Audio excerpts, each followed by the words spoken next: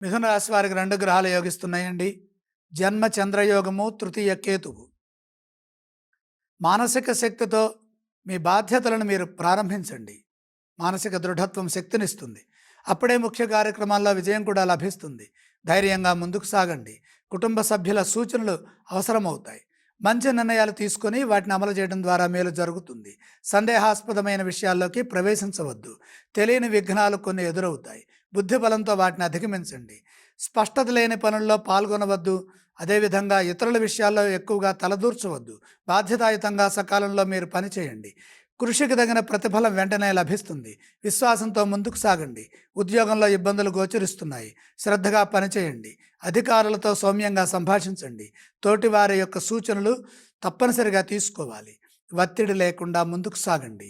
ఇదే విధంగా వ్యాపారంలో కూడా సున్నితంగా తెలివిగా వ్యవహరించడం ద్వారా సమస్యల నుంచి బయటపడతారు. శాంతంగా పనిచేయడం ద్వారా బ్రహ్మాండమైన ఫలితాలు వ్యాపారంలో కలుగుతాయి. ఆర్థికంగా సమిష్టి నిర్ణయాలు అవసరం.